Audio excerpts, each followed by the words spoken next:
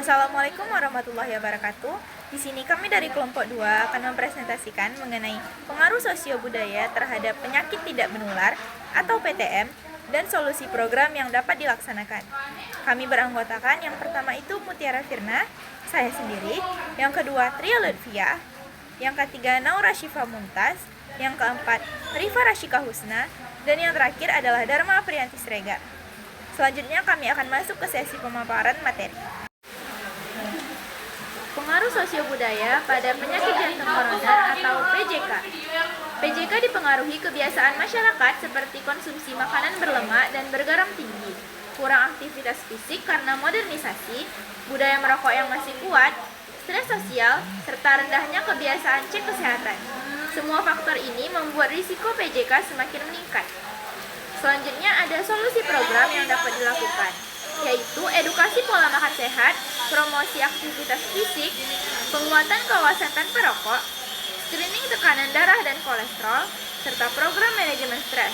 Program-program ini membantu menurunkan risiko PJK di masyarakat. Oke, baik. Jadi saya akan menjelaskan pengaruh sosiobudaya terhadap penyakit stroke. Nah, jadi stroke itu tidak terjadi begitu saja. Ada berbagai faktor yang memengaruhi seberapa besar risiko seseorang dapat mengalami gangguan serius pada otak atau yang biasa disebut penyakit stroke ini. Nah, yang pertama itu faktor risiko yang dapat dimodifikasi. Jadi ini adalah faktor yang bisa kita ubah melalui gaya hidup, kebiasaan, dan juga pengelolaan kesehatan. Nah, yang pertama itu bisa dari hipertensi. Jadi tekanan darah yang tinggi membuat dinding arteri lebih rentan pecah ataupun tersumbat, sehingga ini bisa menjadi penyebab utama stroke. Yang kedua itu dari diabetes. Jadi kadar gula darah yang tidak terkontrol dapat merusak pembuluh darah dan mempercepat pembentukan plak yang dapat menyumbat aliran darah ke otak. Nah, selanjutnya itu kurangnya aktivitas fisik. Jadi gaya hidup yang terlalu banyak duduk atau kurang bergerak itu dapat membuat tubuh lebih rentan mengalami penyakit stroke ini. Selanjutnya itu pola makan yang tidak sehat. Jadi konsumsi makanan yang tinggi lemak, gula, dan garam dapat meningkatkan risiko hipertensi, kolesterol, dan juga dari stroke ini. Selanjutnya itu obesitas. Jadi berat badan yang berlebih membuat beban kerja jantung meningkat dan sering berhubungan dengan penyakit-penyakit yang sudah saya sebutkan tadi. Selanjutnya itu ada faktor risiko yang tidak dapat dimodifikasi. Jadi faktor-faktor ini tidak bisa kita ubah, tetapi tetap penting diketahui agar kita lebih waspada. Yang pertama itu dari faktor usia.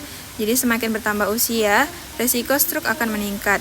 Hal ini karena elastisitas pembuluh darah menurun dan berbagai faktor kesehatan lain mulai muncul seiring penuaan. Yang kedua itu dari jenis kelamin. Jadi secara umum itu laki-laki memiliki risiko stroke lebih tinggi daripada perempuan. Selanjutnya itu riwayat genetik atau keturunan. Nah, jika ada anggota keluarga dekat yang pernah mengalami stroke, terutama di usia muda, maka risiko seseorang juga akan meningkat. Nah, jadi selanjutnya ini solusi program untuk pencegahan stroke ini. Yang pertama, menerapkan gaya hidup sehat. Nah, jadi gaya hidup sehat menjadi fondasi utama untuk mencegah stroke. Ini mencakup pola tidur cukup, mengelola stres, dan juga menjaga keseimbangan aktivitas fisik serta gizi yang seimbang. Selanjutnya itu berhenti merokok. Nah, jadi merokok dapat merusak pembuluh darah dan meningkatkan risiko pembekuan darah. Selanjutnya itu mengurangi konsumsi alkohol. Nah, jika ada orang yang sering mengonsumsi alkohol, sebaiknya konsumsinya tidak berlebihan, karena yang berlebihan itu dapat meningkatkan tekanan darah dan juga risiko stroke. Yang selanjutnya ada aktivitas fisik teratur seperti olahraga rutin, lalu ada pola makan seimbang untuk makan makanan sehat seperti buah dan sayuran, lalu ada menjaga berat badan ideal, serta pemeriksaan kesehatan rutin seperti cek kesehatan secara berkala yang dapat membantu mendeteksi penyakit stroke ini. Nah, selanjutnya itu pengaruh sosiobudaya terhadap penyakit paru obstruktif kronis atau yang disebut dengan PPOK. Nah, yang pertama itu dari jenis kelamin. Laki-laki itu cenderung memiliki risiko yang lebih tinggi terkena PPOK dibandingkan perempuan. Hal ini dikarenakan laki-laki itu sering terpapar faktor risiko seperti merokok, paparan polusi, dan juga pekerjaan yang berisiko. Yang kedua itu paparan asap dan juga polusi. Nah, paparan jangka panjang terhadap asap rokok pasif, polusi udara, dan juga debu dapat merusak saluran pernapasan dan menyebabkan peradangan kronis. Yang ketiga itu kebiasaan merokok. Nah, merokok ini adalah faktor risiko utama PPOK. Zat berbahaya dalam asap rokok merusak jaringan paru, menyempitkan saluran pernapasan, dan juga mengurangi kemampuan paru untuk mentransfer oksigen ke darah. Nah, selanjutnya itu ada solusi program yang dapat dilakukan untuk mencegah PPOK ini. Yang pertama itu pemanfaatan program screening dari Kementerian Kesehatan. Nah, masyarakat itu dapat memanfaatkan program screening yang disediakan oleh pemerintah. Misalnya, screening kesehatan pernapasan pada usia tertentu. Yang kedua itu melalui edukasi dan kampanye masyarakat. Nah, sosialisasi mengenai bahaya merokok, polusi udara, dan juga pentingnya menjaga kesehatan harus dilakukan secara rutin. Media kampanye itu bisa berupa poster di puskesmas ataupun melalui media sosial. Yang ketiga itu melibatkan tokoh masyarakat, kader kesehatan, dan juga organisasi lokal. Nah, jadi tokoh masyarakat dan kader kesehatan itu berperan sebagai penggerak perubahan perilaku di lingkungan masyarakat. Mereka dapat memimpin program anti merokok dan juga mendampingi masyarakat agar lebih sadar lagi akan risiko PPOK ini. Sekian dari saya, akan dilanjutkan oleh teman saya. Selanjutnya ada penyakit diabetes. Nah, penyakit diabetes ini biasanya itu oleh kebiasaan orang itu sendiri. Nah, ada beberapa faktor. Yang pertama yaitu konsumsi minuman manis harian, kopi saset, dan makanan instan yang telah menjadi bagian dari gaya hidup urban, meningkatkan asupan gula jangka panjang secara signifikan, berkontribusi pada tingginya prevalensi diabetes mellitus. Nah, yang kedua yaitu kurangnya pengetahuan atau sikap fatalistis yang menganggap diabetes mellitus hanya disebabkan faktor keturunan atau takdir, menyebabkan upaya pencegahan melalui modifikasi perilaku menjadi terabaikan. Nah, fatalisme ini mengakibatkan penundaan perilaku pencegahan karena individu merasa tidak berdaya atau low perceived behavioral control. Nah, yang ketiga yaitu menghidangkan makanan manis dan karbohidrat berlebihan dalam acara keluarga tetap menjadi bentuk penghormatan yang sulit ditolak oleh tamu atau keluarga. Nah, solusinya berdasarkan rilis Kementerian Kesehatan RI, cegah itu adalah suara dunia perangi diabetes. Nah, ini ada beberapa yang dilakukan, yaitu yang pertama, kami melakukan edukasi makanan sehat yang rendah gula, garam, dan lemak. Terus selanjutnya ada meningkatkan aktivitas fisik dan menghindari rokok serta alkohol. Pemerintah juga memperkuat deteksi dini dengan pemeriksaan kesehatan berkala, misalnya di Posbindu PTM. Nah, dan memperbaiki manajemen pasien diabetes lewat penguatan pelayanan kesehatan primer. Nah, selain itu, ada inovasi seperti pencatatan pasien melalui diabetes registry dan penggunaan aplikasi ponsel untuk pengingat bagi pasien agar tidak mengonsumsi makanan gula yang berlebihan.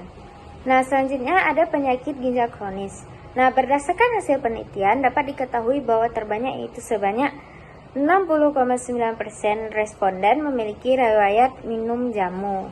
Nah, budaya minum jamu ini sangat berkembang. Namun, ada beberapa produsen jamu yang kurang bertanggung jawab dengan menambahkan zat pengawet, pewarna, dan bahkan kimia lainnya yang dapat mengganggu ginjal, terutama jika digunakan dalam jangka panjang.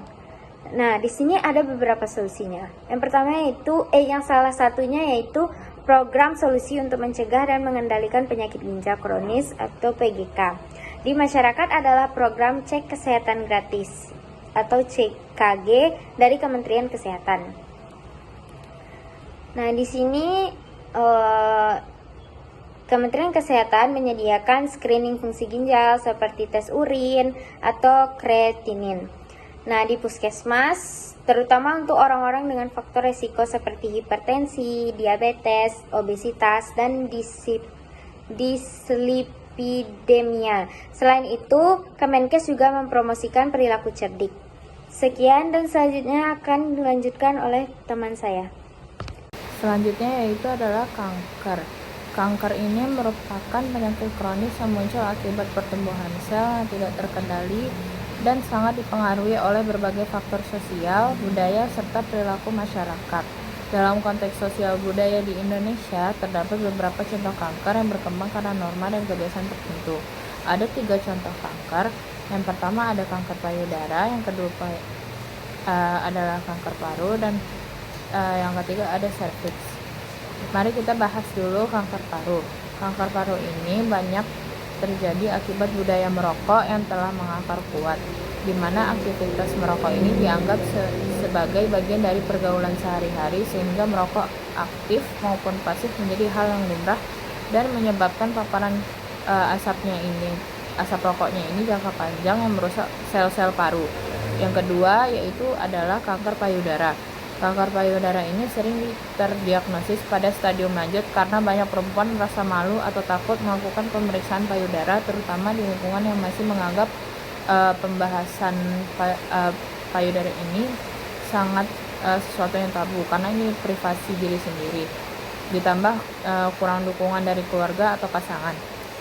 Selanjutnya yaitu adalah kanker serviks. Kanker serviks ini juga dipengaruhi oleh hambatan budaya seperti stigma terhadap pemeriksaan pap smear, mitos bahwa pemeriksaan hanya boleh dilakukan oleh perempuan yang sudah menikah, serta ketidaknyamanan membicarakan kesehatan reproduksi. Selain itu, rendahnya tingkat pendidikan dan pendapatan mengakibatkan perempuan memiliki akses terbatas terhadap pemeriksaan diri, sehingga kanker sering ditemukan ketika telah memasuki stadium lebih agresif. Jadi solusi kanker ini tuh meliputi kampanye anti merokok, lalu ada edukasi sadari, ada juga layanan pemeriksaan gratis, ada juga peningkatan PAP smear atau IVA, juga ada vaksinasi HPV. Dukungan keluarga dan edukasi komunitas penting juga untuk meningkatkan deteksi dini dan keberhasilan terapi. Selanjutnya, materi selanjutnya akan dijelaskan oleh rekan saya. Selanjutnya adalah cedera. Cedera lalu lintas sering dipengaruhi oleh faktor sosial dan budaya, seperti budaya mengebut di jalan, tidak memakai helm, serta pengaruh teman sebaya atau konformitas. Kurangnya disiplin terhadap aturan lalu lintas meningkatkan risiko terjadinya kecelakaan. Kemudian cedera kerja banyak terjadi akibat kurangnya pelatihan P3 atau keselamatan dan kesehatan kerja, serta kebiasaan bekerja tanpa menggunakan alat pelindung diri atau APD, membuat pekerja lebih rentan terhadap kecelakaan di tempat kerja. Kemudian cedera olahraga ini dipengaruhi oleh kurangnya pemanasan sebelum aktivitas atau mengikuti tren olahraga tanpa bimbingan instruktur yang tepat, yang dapat menyebabkan cedera otot atau sendi. Misalnya seperti kita melakukan olahraga tanpa pemanasan. Kemudian solusi untuk dari ketiga cedera ini adalah penyediaan fasilitas pelindung diri, kampanye pentingnya pemanasan sebelum olahraga, serta pelatihan K3 untuk pekerja dan masyarakat umum. Nah, jadi kesimpulannya itu penyakit tidak menular ini tidak hanya dipengaruhi oleh faktor medis ataupun biologis, tetapi juga sangat dipengaruhi oleh faktor sosial dan juga budaya, seperti gaya hidup, kebiasaan masyarakat, norma lingkungan, tingkat pendidikan, kondisi ekonomi, dan budaya setempat dapat membentuk perilaku kesehatan seseorang, mulai dari pola makan, aktivitas fisik, dan kebiasaan merokok, hingga pemanfaatan layanan kesehatan. Oleh karena itu, upaya pencegahan dan pengendalian PTM harus mempertimbangkan aspek sosial dan budaya masyarakat. Jadi tidak hanya berfokus pada aspek medis saja, supaya intervensi kesehatan menjadi lebih efektif dan juga berkelanjutan. Sekian dari kelompok kami, jika ada kekurangan mohon dimaafkan. Wassalamualaikum warahmatullahi wabarakatuh.